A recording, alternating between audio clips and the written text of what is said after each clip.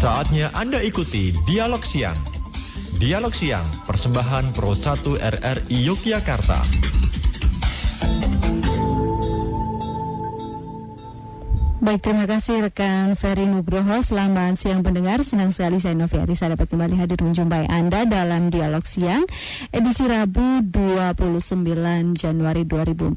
Dan siang hari ini kami akan ajak Anda untuk memperbincangkan satu topik terkait dengan bahwa beberapa ijazah siswa ditahan di sekolah, dan ini beberapa sudah mengajukan ke Ombudsman Republik Indonesia perwakilan Yogyakarta. Dan beberapa informasi ini nanti kami akan membahasnya dalam Dialog Siang bersama dengan Kepala Perwakilan ORI Daerah Istimewa Yogyakarta, Bapak Budi Masturi, yang saat ini sedang kami coba untuk sambungkan di ujung telepon. Ya, pendengar, nanti kami ingatkan juga bagi Anda yang ingin bergabung bersama kami nanti bisa melalui line telepon di 580333 atau SMS di 089686886411. Ya, di ujung telepon kami sudah terhubung dengan Bapak Budi Masturi. Langsung saja saya sapa. Selamat siang Pak Budi. Selamat siang Mbak Novi. Sehat-sehat Pak Budi siang hari ini? Alhamdulillah sehat. Iya, tadi di awal saya informasikan bahwa memang ada beberapa ijazah beberapa siswa ini sudah sempat ditahan karena dan sudah mengadukan ke Ombudsman Republik Indonesia. Hingga saat ini ternyata sudah ada berapa aduan ini Pak yang masuk ke ORI Pak? Kalau kita mengacu pada data tahun 2013 itu keluhan mengenai pelayanan pendidikan itu ada sekitar 35 laporan, dan 10 lebih kurang 10 diantaranya itu isunya mengenai penahanan ijazah, kemudian rapor, dan yang tidak bisa mengikuti ujian karena memang belum melunasi kewajiban keuangannya, seperti itu. Tapi umumnya memang untuk penahanan ijazah ini kita pendekatannya kan pendekatan fasilitatif ya, kita undang sekolah, kemudian orang tua dan dinas pendidikan, dan memang dapat diselesaikan dengan komitmen-komitmen penyelesaian kewajiban dan sebagainya, atau komitmen bantuan beasiswa dari dinas pendidikan dan sebagainya. Tapi lagi-lagi itu kan penyelesaian yang sifatnya hanya kasuistik. Tapi kemudian hal yang sama kan terus terjadi. Pengamatan kami, praktek-praktek penahanan ijazah, kemudian penahanan rapor tidak boleh itu terjadi baik di sekolah negeri maupun sekolah swasta. Kemudian sekolah yang berbasis pendidikan nasional maupun yang berbasis pada identitas keagamaan, seperti itu.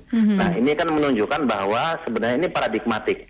Penahanan ijazah seperti ini sudah menjadi paradigma pengelolaan pendidikan, karena memang mereka memahami bukan dalam konteks pelayanan pendidikan, tapi bisnis pendidikan. Di dalam hukum perdata misalkan, itu kan kita mengenal apa yang disebut hak retensi. Hak retensi itu hak untuk menahan sebuah barang apabila kemudian si pemilik barang atau orang yang membeli barang belum melunasi kewajiban pembayarannya. Nah, logika ini tampaknya digunakan oleh penyelenggara pendidikan untuk menahan rapor, menahan ijazah sebelum kemudian orang tua melunasi pembayaran uang sekolah. Nah, ini harusnya tidak boleh digunakan logika seperti itu, karena memang pendidikan itu bukan pelayanan bisnis, tapi pelayanan publik dalam rangka menjalankan misi negara. Kalau kita lihat misalkan alinea keempat Undang-Undang Dasar 45, itu kan salah satu tujuan bernegara dari Republik Indonesia ini kan mencerdaskan kehidupan bangsa. Mencerdaskan kehidupan bangsa itu tentu instrumennya adalah pendidikan, baik formal, informal maupun non formal. Nah, karena ini menjadi tujuan bernegara, otomatis kan negara harus bertanggung jawab untuk memastikan bahwa setiap warga negara memperoleh layanan pendidikan secara baik. Secara baik itu artinya memang kemudian dari sisi anggaran harus disediakan, dari sisi kesiapan SDM pengajar disediakan, kemudian bantuan-bantuan sosial, beasiswa dan sebagainya. Nah, ini harusnya penahanan ijazah tidak terjadi dengan alasan apapun, apalagi alasan misalkan untuk mendukung pembiayaan sekolah karena memastikan harus dibayar. Kalau saja instrumen-instrumen yang diterjemahkan pada tingkatan yang lebih implementatif di pemerintahan daerah misalkan itu siap, misalkan anggaran untuk pendidikan seperti apa, ada enggak kemudian semacam program jaring pengaman sosial bagi siswa-siswa yang nggak mampu, sehingga ketika ada siswa yang tidak mampu membayar, sekolah nggak harus menggunakan ijazah atau raport sebagai instrumen pemaksa untuk melunasi, tapi cukup misalkan orang tua diminta kesanggupan kalau memang dia mampu atau dianggap mampu buat pernyataan kesanggupan kapan membayar, bagaimana mekanismenya. Atau kalau memang yang tidak mampu, benar-benar tidak mampu, ada instrumen untuk memverifikasi dan itu bisa diklaim ke pemerintah misalnya seperti itu. Dan pemerintah siap untuk itu dengan anggarannya yang legal dan akuntabel, sehingga kita tidak lagi mendengar ada anak-anak yang tidak bisa melihat hasil ujian akhirnya, raportnya seberapa nilainya. Tidak lagi mendengar ada siswa yang nggak bisa ngambil ijazah sehingga dia tidak bisa melamar kerja, padahal itu dia butuhkan untuk melamar kerja dan sebagainya. Itu seandainya itu, karena memang ini saya melihat ini tidak hanya soal kasuistik biasa, tapi ini soal paradigma pengelolaan lembaga pendidikan, Mbak. Nah, sejauh ini dari sejumlah aduan hingga hari ini, kemarin saya sempat membaca ada sekitar 50. Nah, hari ini apakah ada penambahan juga dan dominasinya lebih banyak, alasannya seperti apa ini? Apakah ada kemiripan dari antara sekolah satu dengan sekolah yang lain? Kalau untuk tahun 2014 itu ada beberapa memang keluhan mengenai pelayanan pendidikan yang masuk ke kita, tapi yang mengeluhkan penahanan ijazah raport memang belum ada, karena memang kan ini belum ujian akhir. Tapi kan sekitar April ya, mungkin April atau Mei. Nah, biasanya kita kan setiap tahun itu membuka pos pengaduan PPDB.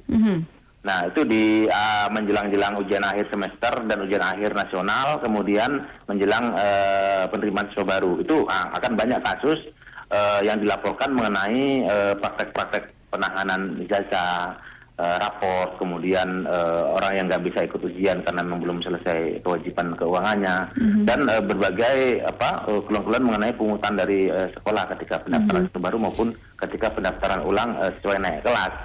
Tapi untuk tahun ini kita belum ada masuk mengenai itu. Tapi kalau kita amati sejak kita kan buka pos pengaduan PPDB itu sejak tahun 2011, 2012 dan 2013. Nah, tiga tahun ini ya. Tipologinya itu sama, Mbak. Sama. Dan setiap tahun mengalami peningkatan? Iya, peningkatan. Jadi kalau tahun 2012 kita hanya sekitar menerima 20-an. Kalau sekarang 35 sampai kalau dengan Jawa Tengah ya sampai 40-50-an lah gitu. Artinya betul ini mengalami menjadi sebuah paradigma yang perlu dipecahkan bersama ya. Iya, saya kira penyelesaiannya tidak cukup dengan membuat regulasi saja, tapi bagaimana menginternalisasi regulasi dengan spirit bahwa kita harus mengubah paradigma penyelenggaraan pendidikan mulai dari paradigma yang sangat dipengaruhi oleh paradigma bisnis menjadi paradigma pelayanan untuk menjalankan tanggung jawab misi negara dan kehidupan bangsa. Dengan demikian nggak ada cerita lagi kita mendengar sekolah yang menahan atau menggunakan ijazah atau raport sebagai instrumen untuk memaksa orang tua melunasi kewajibannya. Karena itu melunasi ketika pendidikan atau mencerdaskan kehidupan bangsa sebagai misi negara, lunasi itu menjadi tanggung jawab pemerintah yang dalam hal ini mewakili negara. Maka kemudian anggaran pendidikan dinaikkan 20% dari APBN sebenarnya salah satunya untuk itu harusnya gitu loh. Untuk mengcover orang-orang yang mampu agar jangan sampai mereka tidak bisa mengenyam pendidikan yang baik, jangan sampai mereka nggak bisa mengakses putus sekolah, jangan sampai ya. Akhirnya, jangan sampai mereka nggak bisa mengambil ijazahnya dan sebagainya. Betul. Nah, terkait dengan aduan yang diterima ORI ini, apakah sudah dilakukan mediasi antara kedua belah pihak ini? Umumnya selesai, Mbak. Kalau untuk kasusnya itu sekolah sangat kooperatif. Kita undang kepala sekolahnya datang, kemudian orang tua, kemudian dinas ya. Kita mediasi dan kemudian terjadi kesepakatan. Oke, Mbak, saya sebagai buruh, misalkan oke, Bu, Mbak, saya sebagai buruh tukang, saya hanya mampu menyicil 50.000 setiap bulan. Oke, nggak apa-apa, dituangkan, tapi ada komitmen sambil kemudian dinas menjajaki masih ada nggak pos bantuan sosial untuk beasiswa mengatasi. Sebagian besar memang selesai itu dan memang kita kita harus bisa juga memahami kondisi sekolah, sekolah-sekolah swasta yang mereka sangat minim anggarannya, sehingga mereka butuh kepastian untuk pelunasan itu dalam rangka menghidupi penyelenggaraan pelayanan pendidikan yang mereka selenggarakan juga. Oleh karena itu mau nggak mau memang karena ini misi negara, pemerintah harus intervensi terhadap itu. Untuk sekolah-sekolah yang nggak mampu itu harus menjadi perhatian pemerintah lebih serius dalam mengcover pengembalian atau pelunasan kewajiban dana-dana sekolah yang kemudian karena orang tuanya nggak mampu belum bisa diselesaikan. Oleh karena itulah kemudian saya kira untuk DIY ini menurut kami sangat maju ya. Barusan kan November lalu ada pengesahan Perda nomor 10 kalau nggak salah. Yeah. Perda nomor 10 tentang pendanaan pendidikan. Itu di sana diatur bagaimana sekolah, pertama bagaimana pemerintah berkewajiban menyiapkan anggaran pendidikan, anggaran pendanaan pendidikan untuk mengantisipasi hal seperti itu. Kedua, ada larangan. Jadi sekarang sejak November itu ada Perda yang melarang sekolah untuk menahan ijazah. Ada larangan sekolah yang nggak boleh menahan raport, nggak boleh juga menyangkut pautkan hasil penyelenggaraan pendidikan anak dengan kewajiban keuangannya seperti itu. Nah, bagi sekolah-sekolah yang melanggar nanti ada sanksinya, baik sanksi administratif maupun sanksi pidana. Itu Perda sudah mengatur. Nah, saya kira Perda ini itu harus menjadi satu alat rekayasa sosial untuk mengubah cara pandang atau mengubah paradigma pengelola pendidikan di Yogyakarta dan mungkin di Indonesia, dari yang awalnya mungkin paradigmanya sangat dipengaruhi oleh paradigma bisnis, pelayanan pendidikan menjadi ya pelayanan pendidikan, pelayanan publik dan bagian dari tanggung jawab negara seperti itu, tanggung jawab penyelenggaraan misi negara, sehingga ini kemudian masyarakat merasa nyaman lah mengakses layanan pendidikan di Jogja. Baik. Ya, dan pendengar kami ingatkan di studio sudah menunjukkan pukul 12:21. Kami ajak Anda untuk berbincang bersama kami dalam dialog siang di 580-333 atau SMS di 089-686-886-411. Siang hari ini kami berbincang bersama dengan PLT Kepala Perwakilan ORI Daerah Istimewa Yogyakarta, Bapak Budi Masturi.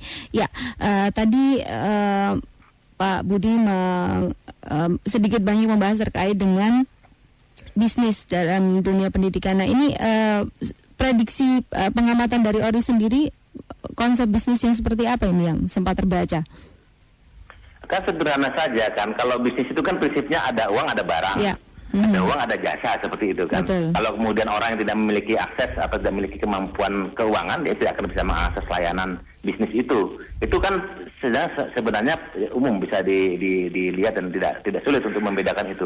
Nah, manakala kemudian pendidikan dikelola dengan pendekatan yang sangat dipengaruhi dengan cara-cara pandang seperti itu mengindikasikan bahwa pengelolaan pendidikan paradigmanya paradigma bisnis, bukan pelayanan. Yeah. Nah, kalau pelayanan ini kan namanya melayani kan harusnya nothing tulus seperti itu harusnya artinya. Tapi kan tidak mungkin kemudian negara ini tidak bertanggung jawab membiarkan pemberi pelayanan pendidikan tidak memperoleh apapun itu termasuk lembaga pendidikannya. Maka kemudian karena sekali lagi karena pendidikan menjadi misi negara dalam rangka mencerdaskan kehidupan bangsa, negara harus menjadi penjamin bahwa kemudian orang-orang yang nggak mampu membayar, orang-orang yang tidak mampu melunasi pendidikannya itu diambil over oleh negara. Hanya mungkin persoalannya ini kaitannya dengan budaya hukum masyarakat juga. Yeah. Di masyarakat kita itu kan paling senang hal yang gratis-gratis. Betul. Kalau ada kesempatan beasiswa, kesempatan bantuan sosial apa, mereka semua mengaku miskin kan gitu. Yeah. Nah, tapi itu tidak bisa dijadikan alasan bagi pemerintah untuk tidak menyiapkan program itu. Yang perlu diantisipasi adalah bagaimana membuat instrumen verifikasi dan validasinya. Verifikasi validasinya itu harus sedemikian rupa sehingga kemudian orang-orang yang mentalitas seperti itu bisa tersaring, nggak akan bisa lolos mengakali sistem itu. Nah, tapi bahwa itu perlu dibangun sistem dukungan sosial untuk pembiayaan pendidikan bagi masyarakat mampu itu iya, satu kewajiban. Karena lagi-lagi ini menjadi misi negara. Betul. Berbeda kalau seandainya ini nggak misi negara, mungkin akan berbeda. Ya. Baik, ini sudah ada beberapa SMS yang masuk, saya bacakan. Yang pertama ada dari Marta di Banguntapan. Berbicara soal penahanan ijazah atau rapor, apakah ada indikasi oknum-oknum yang memanfaatkan pendidikan menjadi komoditas bisnis? ORI sudah pernahkah berupaya untuk mempermasalahkan hal ini ke tingkat pengadilan? Ya, mungkin bisa langsung ditanggapi terlebih dahulu, Pak Budi. Ya, saya kira ini levelnya bukan lagi oknum, tapi memang paradigma, cara pandang. Ya. Sehingga yang diubah, kita memberi sanksi apapun kepada oknum nggak akan menyelesaikan akar masalah gitu. Masalah jadi paradigma pelayanan pendidikan. Sepanjang paradigmanya masih paradigma pelayanan pendidikan sebagai yang sangat dipengaruhi oleh paradigma bisnis, itu akan terus terjadi. Sebanyak apapun kita beri sanksi kepada oknum. Baik. Maka dari itu kemudian Perda tentang pendanaan pendidikan di IY ini sangat bagus untuk starting point menginternalisasi paradigma bahwa pendidikan paradigmanya adalah pelayanan publik dan dalam rangka menjalankan misi negara. Di Ombudsman RI kita nggak nggak diberikan kewenangan atau memang kita nggak bisa melakukan gugatan ke pengadilan karena memang ombudsman diberikan kewenangan sendiri untuk menyelesaikan sendiri di luar jalur pengadilan. Oleh itu kasus-kasus penahanan ijazah atau penahanan rapor seperti ini itu selalu kita selesaikan dengan pendekatan mediasi. Karena kita paham, kita berusaha memahami kondisi real sekolah di mana mereka memerlukan pendanaan atau likuiditas yang sedemikian rupa menghidupi lembaga pendidikan itu, apalagi sekolah-sekolah swasta yang terbatas ya, yang kan sekarang begini, ada di AK misalkan dana alokasi khusus untuk membiayai infrastruktur pendidikan termasuk sekolah. Tapi kita kan perlu bertanya, apakah semua sekolah bisa mengakses itu? Dan apakah mereka bisa mudah mengakses itu? Kita masih menemukan misalkan di Bogor dulu dalam level nasional itu masih ada sekolah-sekolah yang kemudian tidak terawat karena ternyata setelah kita investigasi mereka setiap tahun mengajukan untuk permohonan ke pemerintah untuk dianggarkan dalam APBD perbaikan itu. Tapi selalu kemudian permohonan mereka lagi-lagi kembali ke urutan paling bawah. Lalu dipotong. Nah, motong-motong ini kan kemudian karena mereka punya akses untuk bernegosiasi, berkomunikasi, melobi dan sebagainya dengan berbagai cara tentunya. Nah, ini juga bagian dari faktor mengapa kemudian pelayanan pendidikan tidak merata. Sekolah-sekolah masih ada sekolah yang tertati-tati, ada sekolah yang mulus, ada sekolah yang sedemikian rupa menjadi incaran atau minat calon siswa sebagainya. Kasus di Bogor ini apakah juga sempat ditemukan di Yogyakarta? Kita belum menemukan kasus seperti di Bogor, tapi kita mencoba melakukan investigasi inisiatif. Salah satu sekolah di Kulon Progo yang sering dilanda banjir, tapi belum memperoleh perhatian khusus ya dari pemerintah. Karena ternyata itu sekolah memang dekat dengan sungai dan setiap tahun langganan banjir sehingga proses belajar mengajar terganggu. Tapi di sisi lain belum ada satu tindakan serius untuk menghentikan itu, misalkan membuat tanggul atau memindahkan sekolah atau apapun itu yang bisa mencegah banjir. Kita sedang dalam proses pengumpulan data. Setelah ada nanti akan ada saran-saran kepada pemerintah setempat untuk bagaimana baiknya. Baik, ya. Kembali kami undang Anda untuk bisa bergabung bersama kami di line telepon 580333 atau SMS dapat kembali Anda kirimkan di 089686886411. Ya, ada SMS lagi yang masuk ini dari Riko di Gondomanan. Ori, apakah pernah mengkritisi persoalan penahanan ijazah ini dengan Dinas Pendidikan Kabupaten atau kota di daerah istimewa Yogyakarta dan bagaimana tindak lanjutnya? Silahkan Mas Budi. Ya, kita setiap tahun mengkritisi itu melalui berbagai momen. Bahkan kita sedang menjalin satu koordinasi dengan Dinas Pendidikan.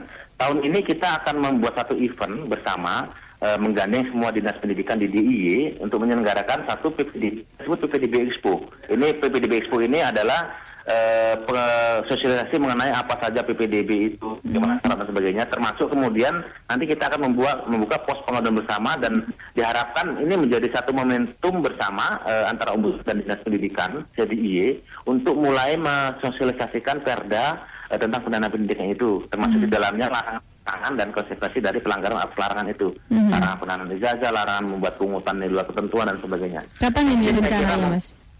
Ya, Februari ini kita sudah mulai akan audiensi ke dinas-dinas pendidikan untuk karena mereka biasanya kan mulai membuat juknis untuk PPDB itu kan sekitar pertengahan Februari atau akhir Februari. Nanti April sudah mulai launching seperti itu. Nah, diharapkan dengan kita bisa masuk lebih kita bisa memberikan masukan yang lebih detail mengenai seperti apa juknisnya, bagaimana nanti kalau pun ada keluhan masyarakat, penanganannya, koordinasi kita seperti apa, dan mudah-mudahan tahun ini akan lebih baik lah dari tahun 2013 dan 2012, khususnya kita tidak lagi ingin mendengar ada pendanaan ijazah, pendanaan rapot, kemudian ada pungutan yang tidak ada dasarnya dan memberatkan masyarakat, apalagi praktek-praktek masuk sekolah secara curang, karena ada beberapa kasus yang kita temukan itu siswa juga masuknya lewat jalur yang tidak sebagaimana mestinya. Baik, ya. Pendengar masih kembali kami ingatkan di 580333 atau SMS dapat Anda kirimkan di 089686886411. Ya, sembari kembali menunggu, saya mau kembali menanyakan ini, apakah Ori ini melihat sebagai paradigma bisnis, sebagai cara pandang ini dalam proses mediasi selama ini, apakah Ori juga melakukan pemahaman atau pembelajaran ke sekolah-sekolah yang di mediasi ini?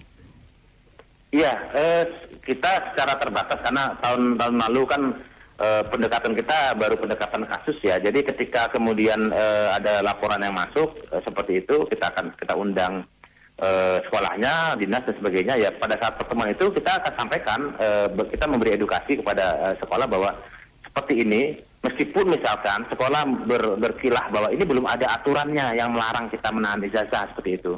Belum ada aturannya, kalau dalam sisi ombudsman ini masuk tidak patut, perbuatan yang tidak patut, inequity. Dalam konteks Undang-Undang 37 tahun 2008 tentang Ombudsman RI, inequity itu masuk perbuatan maladministrasi. Dan memang nggak boleh dilakukan walaupun undang-undang atau tidak ada aturan yang melarang. Nah apalagi sekarang, sejak November kan sudah ada perda yang melarang. Ya itu semakin kuat, tidak hanya pelanggaran kepatutan, tapi juga pelanggaran perda. Dan itu ada sanksi hukumnya oleh perda. Kalau untuk sanksinya sendiri?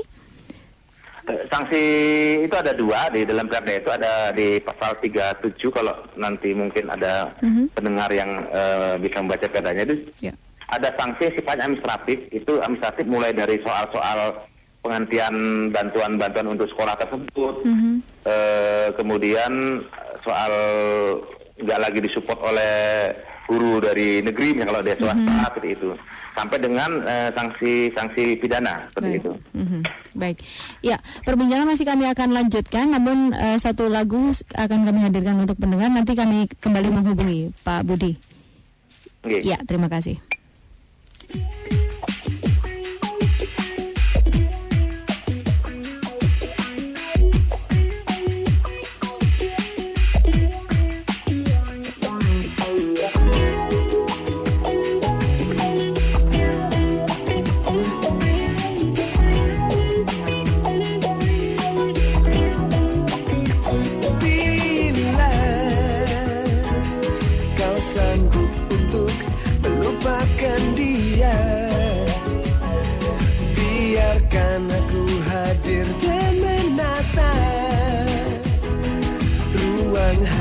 Yang telah tertutup lama. Jika kau masih ragu untuk menerima, biarkan hati kecilmu bicara, karena ku tahu kan datang saatnya.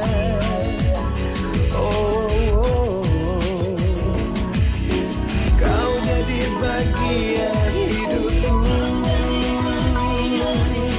kau jadi bagian hidupku,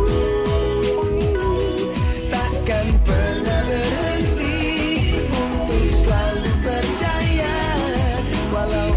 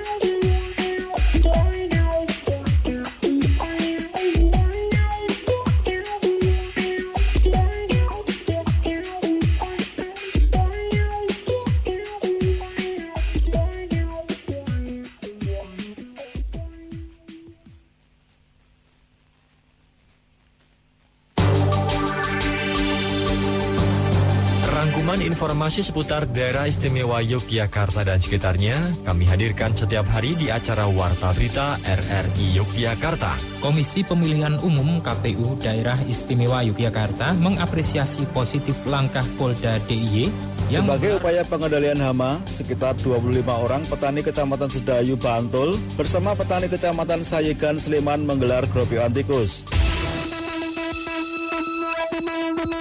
Warta pagi pukul 6 waktu Indonesia Barat, sementara pukul 15 kami sampaikan Warta Olahraga. Sambil Anda beristirahat di sore hari, kami hadirkan Warta Prima pukul 17 waktu Indonesia Barat, serta pukul 20 waktu Indonesia Barat kami sampaikan Warta Malam. Persembahan Pro 1 RRI Yogyakarta.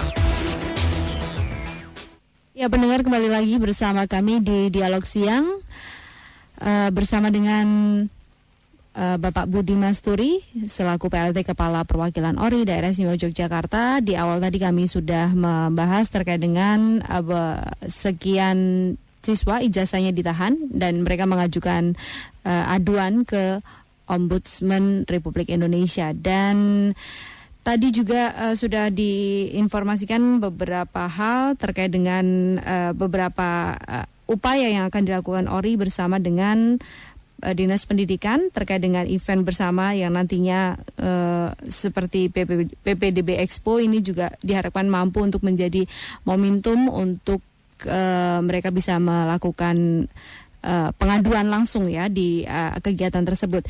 Ya, Pak Budi? Yep. Ya, masih bersama kami ya. Masih, Mbak Novi. Baik, saya kembali ingin menanyakan untuk sekolah-sekolah yang melakukan pengaduan ini kebanyakan dari mana ini?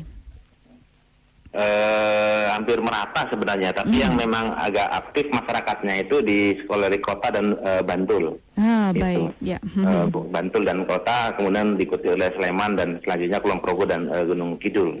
Bagian ada yang dari Jawa Tengah bagian selatan, karena memang wilayah kerja ORI DIY itu kan plus Jawa Tengah bagian selatan. Jadi daerah istimewa Yogyakarta dan Jawa Tengah ya? Dan Jawa Tengah bagian selatan. Untuk yang bagian utara itu di Semarang wilayah kerjanya. Tadi diinformasikan PPDB Expo menjadi salah satu upaya ya. Nah, selain itu apakah ada upaya-upaya lain yang saat ini dilakukan ORI DIY Jateng sendiri untuk menekan ini supaya kasus-kasus serupa ini tidak kembali bermunculan? Ya, saya kira begini, nanti kan dalam proses PPDB Expo itu kita akan melibatkan dinas-dinas ya, pendidikan, dan kita akan coba membangun komitmen bersama bahwa dinas pendidikan harus mulai mensosialisasikan Perda nomor 10 tahun 2013 ini tentang pendanaan pendidikan, terutama khususnya beberapa larangan-larangan dan sanksi yang dapat diberikan bagi sekolah-sekolah yang melanggar larangan tersebut. Nah, di sisi lain, saya kira Ombudsman juga perlu sosialisasikan kepada sekolah-sekolah. Nanti kita akan ada satu kegiatan yang memungkinkan untuk sekolah-sekolah kita kumpulkan dalam rangka memberikan pemahaman tentang bagaimana paradigma pelayanan pendidikan itu seharusnya dijalankan oleh lembaga atau institusi pendidikan, kemudian bagaimana seharusnya keluar masyarakat itu dikelola dengan baik sehingga tidak perlu kemudian langsung lapor ke Ombudsman. Kalau seandainya misalkan di tiap-tiap sekolah atau minimal dinas pendidikan itu ada satu unit yang memang disiapkan untuk menindaklanjuti keluhan masyarakat terkait dengan pelayanan sekolah, atau bahkan sekolah sendiri menyiapkan itu dan mereka punya keahlian atau skill yang sama dengan Ombudsman dalam menyelesaikan keluhan misalkan seperti itu kan tentu mereka akan punya kesempatan untuk memperbaiki sendiri tanpa harus ada pihak luar yang mendorong perbaikan itu. Dan itu kan prinsipnya kan self collection itu akan lebih bagus daripada ada yang mendorong dari luar. Tapi kalau kemudian ternyata dari proses itu masyarakat masih belum puas atau tidak ada penyelesaian, baru kemudian bisa lapor ke Ombudsman seperti itu. Karena memang kan Ombudsman juga terbatas ya, SDM-nya, kemampuan dan sebagainya. Kalau kemudian dibarengi dengan kerjasama seperti itu akan lebih baik. Harapan kita seperti itu. Nanti di sekolah-sekolah itu memiliki kesadaran yang sama atau pemahaman yang sama bagaimana seharusnya mengelola pelayanan pendidikan ini sebagai bagian daripada tanggung jawab menjalankan misi negara, bukan bagian dari pelayanan yang didominasi oleh paradigma bisnis itu sendiri. Pokoknya kembali ke misi ya, mencerdaskan kehidupan bangsa itu sendiri ya. Betul. Baik. Betul, ya, sepertinya sudah ada yang ingin kembali maksud kami di line telepon ingin bergabung bersama kami, langsung kami sapa. Selamat siang, Dialog Siang. Selamat siang Mbak Novi. Iya betul, dengan Bapak Pak Wawan. Silakan Pak Wawan. Pak Budi, melihat apa aduan yang langsung ke ORI, sebetulnya kan di sekolah, tiap sekolah itu sudah ada mediatornya sebetulnya, yaitu BP3. Tapi apakah ini BP3 ini lalu menjadi alat daripada sekolah? Dan semoga kita harapkan ORI dapat, nanti Pak Budi dapat juga dalam sosialisasi perda tadi mengikut sertakan dari pihak BP3 karena perwakilan dari orang tua di situ ada. Semoga dapat memediasi, yang membantu ORI untuk memediasi hal-hal semacam ini yang seharusnya tidak perlu terjadi. Itu saja, terima kasih. Ya, baik, terima kasih Pak Wawan. Di belakang Pak Wawan, line telepon masih kami buka di 580-333 siang hari ini. Kami bersama dengan Pak Budi Masturi selaku Kepala Perwakilan ORI Daerah Istimewa Yogyakarta. Ya, baik, sembari menunggu dan juga SMS masih kami ingatkan di 089686886411. Ya, silakan ditanggapi terlebih dahulu dari Pak Wawan ini Pak. Mungkin BP3 sekaligus semoga juga bisa menjadi solusi nih. Ya, jadi begini, biasanya ketika kita undang para pihaknya, sekolah, orang tua dan sebagainya, sekolah akan mengatakan bahwa sebenarnya ini harusnya Bapak langsung saja ketemu kepala sekolah atau langsung saja menanyakan kepada pihak sekolah dan meminta dispensasi. Itu pasti akan kita selesaikan di sekolah, nggak perlu sampai ke ombudsman. Umumnya seperti itu. Tapi kemudian kita tanya juga kepada orang tuanya, apakah sudah menyampaikan ke sekolah? Rata-rata mereka sudah menyampaikan. Tidak memperoleh respon yang positif. Karena memang pada posisi itu kan posisi tawar orang tua kan akan lemah di hadapan sekolah. Maka mereka memerlukan ombudsman untuk memperkuat posisi tawar itu. Tapi menarik sekali kalau kemudian ada sebuah institusi atau lembaga yang bernama BP3 di sekolah yang ini akan bisa dioptimalkan. Seandainya ini bisa dioptimalkan untuk benar-benar menampung keluhan dan dia merepresentasikan hak dan kepentingan orang tua, itu akan sangat bagus sekali. Namun dalam praktek temuan kita selama 3 tahun ini membuka pos pengaduan PPDB di DIY dan Jawa Tengah, itu justru sebagian besar komite sekolah atau apapun yang itu mewakili orang tua di sekolah itu cenderung justru dijadikan instrumen untuk melegitimasi sekolah. Misalkan pungutan ini sudah disetujui oleh komite sehingga kemudian kita menerapkan itu. Atau kemudian ini sudah atas rapat bersama komite atau ini bahkan usulan dari komite seperti itu. Maka kemudian sebenarnya kita juga sudah pada tahap untuk mengkritisi sebenarnya secara ketentuan undang-undang komite ini fungsi dan peran yang seharusnya seperti apa sih itu. Kalau kemudian dia adalah wakil orang tua, memang idealnya komite ini menjadi alat kontrol bagi sekolah agar kemudian apapun kebijakan atau tindakan yang dilakukan sekolah tidak merugikan orang tua atau siswa. Dia alat kontrolnya. Tapi dalam praktek kita banyak menemukan hampir semua kasus itu justru komite dijadikan alat legitimasi bagi pihak sekolah untuk membenarkan kebijakan atau tindakannya yang itu diperlukan oleh orang tua. Yang terjadi. Maka ini titik juga barangkali ini menjadi satu kajian kritis juga bagi para penyelenggara atau pengamat pendidikan untuk bagaimana mereposisi peran komite ini agar fungsinya sebagai alat kontrol yang mewakili kepentingan orang tua itu bisa optimal. Dan kemudian dia ditarik ke dalam pendulumnya pihak sekolah untuk membenarkan atau melegitimasi kebijakan-kebijakan sekolah yang itu dirasa tidak cukup berpihak kepada orang tua siswa. Ya, baik. Ya, line telepon masih kembali kami buka. Bagi Anda pendengar di 580-333 atau SMS dapat Anda layangkan di 089686886411. Ya, sudah ada beberapa SMS yang masuk ini dari Titis di Sleman. Apakah ORI yang melakukan pendampingan kepada pihak-pihak sekolah sebagai upaya penyadaran terkait ruginya penahanan ijazah ini? Artinya ORI juga melakukan pendampingan kepada pihak-pihak sekolah ini, Pak? Pendampingan dalam artian kasus kami tidak melakukan pendampingan ya, karena itu peran dari penasihat hukum kalau pendampingan. Tapi dalam arti kita melakukan pemberdayaan kepada pihak penyelenggara pelayanan publik termasuk sekolah itu iya. Maka kemudian tahun ini kita merencanakan ada satu sesi semacam pelatihan atau sosialisasi kepada pihak penyelenggara pelayanan publik termasuk sekolah, karena kita tahun ini memang mengambil fokus isu itu pelayanan dasar, kesehatan dan pendidikan antara lain. Jadi nanti kita akan merencanakan pelatihan pengelolaan keluhan misalkan untuk puskesmas, untuk para kepala sekolah atau para petugas yang dituju oleh sekolah selama ini untuk menampung keluhan masyarakat, sehingga nanti dengan demikian sekolah itu punya mekanisme kalau ada orang tuanya yang komplain, dia punya mekanisme dan mekanisme itu dijamin dan ada kepastian akan di-follow up atau akan ditindaklanjuti oleh pihak sekolah penyelesaiannya. Manakala kemudian orang tua tidak puas baru bisa ke ombudsman. Sehingga dengan demikian kita memberikan kesempatan untuk memperbaiki pertama kali kepada si penyelenggara pelayanan. Yang lebih dekat langsung ya dengan persoalan itu tersebut. Bagian daripada mungkin yang dimaksud pendampingan itu bagian daripada pendampingan untuk pemberdayaan sekolah agar mereka punya skill yang sama untuk mengelola keluhan. Karena keluhan ini sebenarnya kan bukan sesuatu yang harus dihindari atau bukan sesuatu yang harus disembunyikan. Karena keluhan ini justru adalah satu, dia bisa digunakan untuk instrumen evaluasi dalam rangka meningkatkan pelayanan. Kedua, keluhan masyarakat ini sebenarnya kan kesempatan kedua bagi institusi yang dikeluhkan untuk memperbaiki. Orang kan kalau punya kekeliruan tapi dia punya kesempatan kedua untuk memperbaiki kan senang biasanya. Betul. Ya kan? Nah, ini harus digunakan dan sambut riang gembira harusnya oleh sekolah. Dan lagi-lagi positive thinking ya. Ya, betul. Keberhasilan penanganan keluhan itu akan menggambarkan kualitas pelayanan dan itu akan meningkatkan juga kepercayaan masyarakat terhadap institusi itu. Jadi termasuk cara memandang keluhan pun harus diubah. Jadi sekolah tidak perlu alergi kalau ada orang tua siswa yang kritis dan kemudian menyampaikan keluhan dan sebagainya, itu harus dikelola dengan baik. Baik, ya.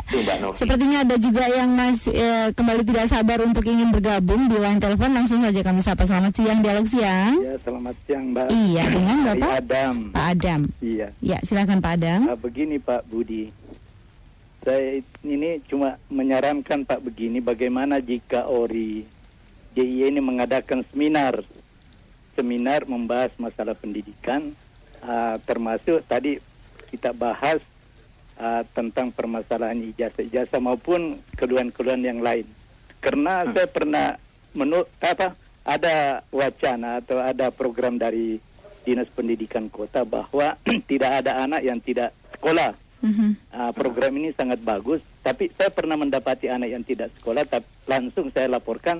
Ternyata laporan saya itu langsung ditindaklanjuti oleh Dinas Pendidikan, lantas anak tersebut bisa sekolah lagi. Oleh karena itu saya sarankan ORI ini sebaiknya ya kita adakan seminar untuk di lingkungan membahas tentang masalah pendidikan dan keluhan-keluhan baik orang tua dan sebagainya. Sebab masalah telah dibentuk semacam di tiap sekolah, tapi ini kan seperti tadi dikatakan menjadi saja sebagai semboyan itu Pak Budi ya. Realisasinya belum sinkron ya Pak ya. Betul ya. Baik, ada lagi Pak Adam? Itu aja Mbak, terima kasih. Baik, terima kasih. Ya, dari Pak Adam di Mergangsa. Satu kesempatan masih saya buka sembari Pak Budi menjawab dari Pak Adam, ini sekaligus masukan ya untuk selain tadi PPDB Expo ini bisa menjadi alternatif solusi. Silakan Pak Budi. Ya, ini sarana saya kira baik sekali. Saya menangkapnya bahwa kesannya sebenarnya pewacanaan mengenai perubahan paradigma ini harus dilakukan terus-menerus. Apakah itu melalui seminar atau diskusi atau kemudian kepedulian media untuk mengekspos paradigma baru itu dalam pelayanan pendidikan, itu perlu dilakukan. Sejauh ini apakah memang sudah dilakukan juga dari ORI sendiri terkait dengan seminar? Saya kira sejak 2 tahun ketika kemudian kita rutin menyelenggarakan PPDB, pos pengaduan PPDB itu mulai wacana-wacana untuk mengkritisi praktek-praktek penyelenggaraan pendidikan yang lebih didominasi oleh paradigma bisnis sudah mulai kemudian muncul di media dan di dalam forum-forum yang membahas tentang itu. Maka kemudian kan ini terus direspon oleh DPRD provinsi atau DPRD DIY itu dengan menerbitkan Perda nomor 10 tahun 2000 November 2013 itu kan dalam rangka merespons keluhan-keluhan masyarakat terkait dengan praktek-praktek penyelenggaraan pelayanan pendidikan di DIY selama belakangan ini yang muncul banyak sekali persoalan-persoalan mengenai pungutan, penahanan ijazah dan sebagainya. Nah, ini penting. Nah, untuk usulan seminar dari Pak Adam, saya kira nanti di dalam PPDB Expo itu kita biasanya berdasarkan pengalaman tahun lalu kita akan rangkai dengan semacam seminar. Jadi sebelum kita mulai kita akan mengundang dinas dan mungkin pengamat atau praktisi pendidikan untuk melakukan satu dialog melalui forum seminar membahas berbagai persoalan-persoalan yang muncul, apakah itu sepanjang mengenai PPDB atau hal-hal lain yang terkait dengan penyelenggaraan pelayanan pendidikan. Ini akan baik sekali. Tapi prinsipnya bahwa wacana atau proses internalisasi paradigma baru tentang pelayanan pendidikan yang tidak lagi didominasi oleh paradigma bisnis, itu sudah harus segera kita terus-menerus kita gulirkan, sehingga itu menjadi satu koreksi terhadap paradigma yang sudah menurut kami tidak pas untuk konteks negara Republik Indonesia dengan Undang-Undang Dasar yang menjadikan mencerdaskan kehidupan bangsa sebagai tujuan bernegara. Baik, ya. Ini ada beberapa SMS yang kembali masuk ini, yang selanjutnya dari Eko di Sleman menanyakan terkait dengan penahanan ijazah apa bisa dianggap pelanggaran konstitusi karena menghambat upaya mencerdaskan bangsa. Mungkin bisa langsung ditanggapi terlebih dahulu, Pak Budi. ya kalau secara umum bisa saja dikaitkan seperti itu, tapi barangkali mungkin ya kalau ijazah itu menjadi hak dari seorang warga negara dalam rangka mengakses pelayanan pendidikan, itu bagian pada hak POSOP dalam konteks HAM. Jadi memang berpotensi melanggar HAM. Jadi penahanan ijazah itu berpotensi melanggar HAM yang pasti, karena memang hak untuk memperoleh pendidikan itu hak asasi manusia. Hak untuk memperoleh pelayanan pendidikan yang baik itu hak asasi manusia, dan itu dijamin oleh konstitusi yang kemudian diturunkan dalam bentuk kebijakan implementatif seperti anggaran, kebijakan beasiswa dan sebagainya. Itu saya kira itu potensi pelanggaran HAM-nya besar sekali di sana. Baik, ya. Satu SMS lagi saya akan bacakan, ini dari Lila di Jalan Kaliurang. Menyikapi permasalahan penahanan ijazah ini, Ori juga melihat bahwa ada sekolah-sekolah yang mengalami kesulitan pembiayaan. Nah, apakah ada win-win solution yang ditawarkan untuk sekolah dan juga orang tua murid ini? Iya, kalau secara kasus, kita kan tadi saya sampaikan, setiap kali ada laporan seperti itu kita akan undang sekolahnya, orang tua, dan dinas pendidikan. Nah, biasanya itu kalau sekolah-sekolah yang kemudian tidak mampu, itu kan harus ada jaminan kalau orang ini mau dibebaskan atau mau diberikan kebijakan menyicil, lalu jaminannya apa ini untuk lunas. Oleh karena itu kemudian kita akan minta komitmen dari dinas biasanya dalam forum itu. Ada nggak skema pembiayaan sosial yang mungkin untuk dibantukan? Nanti dia akan melihat, oke, ada, coba ajukan saja, tapi syaratnya ABCD, untuk minta keterangan tidak mampu, macam-macam. Nah, itu bisa diproses. Akan diproses secara simultan. Jadi secara simultan si orang tua yang dengan kemampuan hanya 50.000 per bulan misalnya, dia tetap bayar, tapi pada saat yang sama sekolah dan orang tua akan bersama-sama mengajukan ke dinas pendidikan untuk bisa mengakses skema-skema pembiayaan sosial untuk mengantisipasi atau memenuhi, sehingga dengan demikian sekolah juga terlindungi kepentingannya untuk memperoleh pembiayaan itu. Tapi sekali lagi tidak berarti kemudian karena alasan pembiayaan sekolah yang minim itu sekolah punya pembenaran untuk menahan ijazah. Baik. Ya. Bahwa orang tua itu wajib menyelesaikan kewajibannya itu ya, loh. Tidak juga berarti kemudian karena itu orang tua boleh nggak bayar, nggak. Yeah. Kalau mereka mampu harus bayar. Kalau nggak mampu negara yang bayar melalui skema bantuan sosial pemerintah. Yeah. Jadi itu dua hal yang tidak harus dikaitkan. Dan ini memang sangat sudah diakomodir oleh Perda nomor 10 tahun 2013. Jadi pembiayaan itu nggak bisa dikaitkan dengan hak-hak anak dalam memperoleh layanan pendidikan, termasuk memperoleh hasil akhir terhadap proses pendidikan. Tidak boleh dikaitkan. Jadi boleh ngutang tapi tidak berarti kemudian ijazahnya boleh ditahan atau raportnya boleh ditahan atau bahkan surat ujiannya nggak diberikan seperti itu. Jadi kira-kira cara pandangnya harus seperti itu, nggak bisa cara pandang yang menjadikan ijazah, rapor dan sebagai instrumen untuk memaksa si pengguna layanan membayar kewajibannya. Baik, ya. Ya, di sisa waktu mungkin ada informasi yang ingin disampaikan, Pak Budi? Ya, hasil dari perbincangan kita siang hari ini. Ya, yang pasti saya menyampaikan bahwa saat ini sudah ada Perda nomor 10 tahun 2013 yang di dalamnya mengatur mengenai bagaimana tata cara melakukan pungutan sumbangan, termasuk larangan-larangan bagi sekolah untuk menahan ijazah, rapor dan sebagainya. Saya kira kami dari Ombudsman RI itu menghimbau, ini kan sebentar lagi kan akan ada 2 bulanan lagi kan akan ada ujian, akan ada ujian akhir penerima siswa baru. Itu kami menghimbau sebelum kami mengeluarkan satu edaran yang resmi, itu menghimbau kepada para kepala sekolah di DIY dan Jawa Tengah bagian selatan yang mendengarkan siaran ini untuk tidak lagi menggunakan ijazah, rapor dan ujian sebagai instrumen untuk memaksa dan tanda petik ya maksanya pihak orang tua untuk menyelesaikan kewajiban keuangannya. Bahwa orang tua itu wajib menyelesaikan itu iya, tapi gunakanlah instrumen lain yang lebih patut. Misalkan pernyataan, surat pernyataan kesanggupan membayar, atau mungkin bisa dibicarakan secara musyawarah tanpa harus karena hak ijazah, rapor itu hak yang melekat pada peserta didik menjadi bagian daripada haknya untuk memperoleh layanan pendidikannya itu dijamin oleh negara.